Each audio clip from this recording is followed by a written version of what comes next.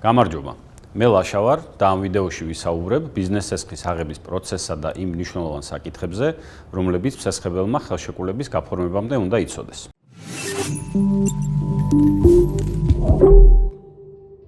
ცესხის აღება მნიშვნელოვანი ნაბიჯია თქვენი ბიზნესის განვითარების გზაზე. ამისთვის შეგიძლიათ მიმართოთ კომერციულ ბანკს, მიკრობანკს, მიკროსაფინანსო ორგანიზაციას ან ცესხის გამცემ სუბიექტს. აღნიშნულ ორგანიზაციებს საქართველოს ეროვნული ბანკი უწევს ზედამხედველობას.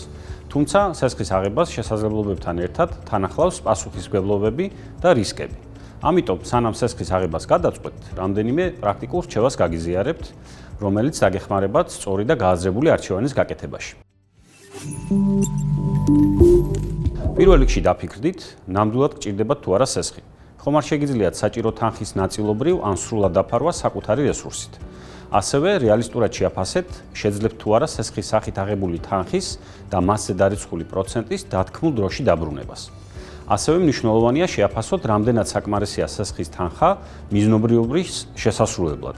ანუ ეყოფა თუ არა ის თქვენი გეგმების სრულად განხორციელებას. სხვა შემთხვევაში შესაძლოა დამატებითი თანხის ცესხება მოგიწიოთ, რაც რისკებს გაზრდის.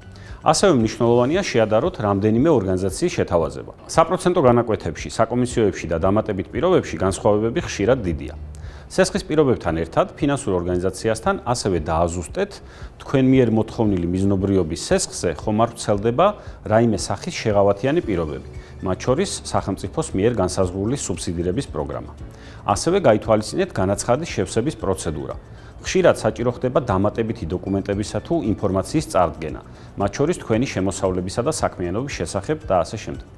ამ ნაბიჯების შემდეგ, თუ გადაწყვეტთ ცესხის აღებას, გადადით ყველაზე მნიშვნელოვან ნაწილზე, ხელშეკრულების ანალიზზე, რადგან სწორედ აქ არის ყველა ის პირობა, რომელიც რეალურად განსაზღვრავს ცესხის საბოლოო ფასს და თქვენს ვალდებულებებს. გახსოვდეთ, რომ თქვენ უფლება გაქვთ ნებისმიერ ფინანსური ორგანიზაციისგან მოითხოვოთ ხელშეკრულების ნიმუში, რომელიც შეგიძლიათ სახლში მშვიდად წაიკითხოთ, ან რჩევის მისაღებად შესაბამის სპეციალისტს გადაახედოთ. ასევე ფინანსური ორგანიზაციები ვალდებულნი არიან ხელშეკრულების ნიმუშები თავიანთ ვებგვერდზეც განათავსონ. შესაბამისად, მათი ნახვა ონლაინად შეგიძლიათ. ახლა კი განვიხილოთ ხელშეკრულების მნიშვნელოვანი პუნქტები. პირველი ეს არის საპროცენტო განაკვეთი. ეს არის თანხა, რომელიც თქვენს მიერ ცესხად აღებულ თანხას ემატება და როგორც წესი, ის წლიური პროცენტის სახით გამოისახება. ბაზარზე ცესხები სამი სხვადასხვა ტიპის საპროცენტო განაკვეთით გაიცემა. ამიტომ მნიშვნელოვანია ყურადღება მიაქციოთ თქვენს შეთავაზებას. ფიქსირებული განაკვეთი ცესხის მოქმედების სრული პერიოდის განმავლობაში უცვლელი იქნება.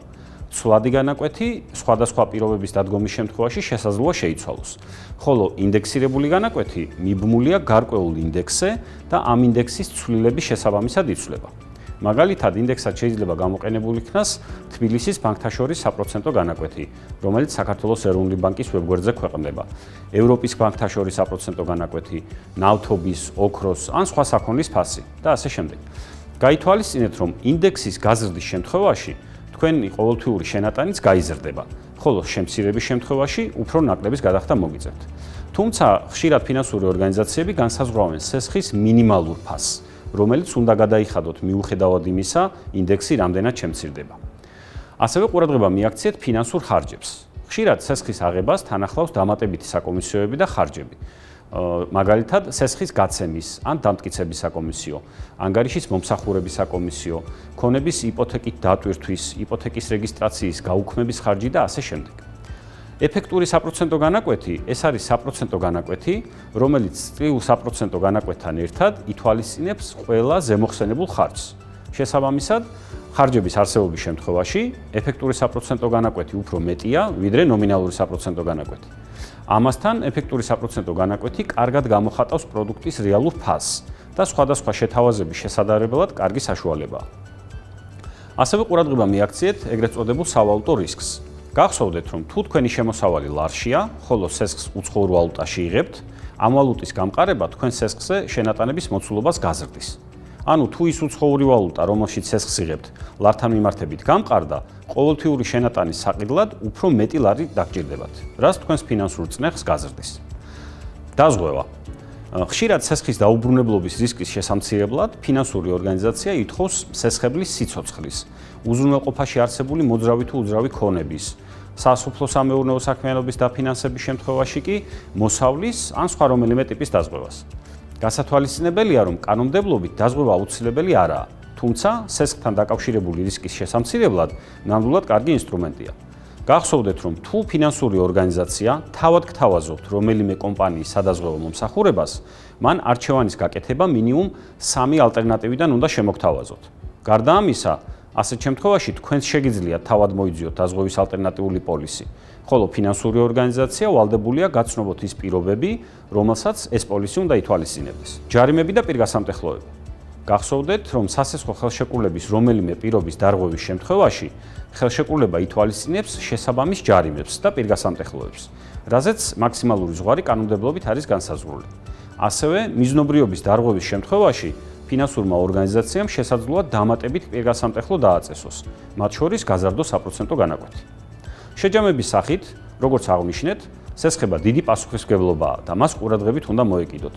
შესაბამისად, სანამ თანხას ისესხებთ, კონკრეტულ ფინანსურ ორგანიზაციასთან ხელშეკრულების გაფორმებამდე სესხის პირობების შესახებ ინფორმაცია მინიმუმ რამდენიმე ორგანიზაციასთან მოიძიეთ. შეადარეთ ისინი ერთმანეთს და მხოლოდ ამის შემდეგ მიიღეთ გადაწყვეტილება. რას მთავარია, კარგად აწონდაწონეთ თქვენი ფინანსური შესაძლებლობები, რამდენად შეძლებთ ნასესხები თანხის თქვენი ფინანსური მდგომარეობის გაუარესების გარეშე დაბრუნებას. ხელშეკრულების პირობების წინასწარ გაცნობა და გაანალიზება თქვენს გაცნობიერებულ არჩევანს უზრუნველყოფს. გისურვებთ წარმატებებს.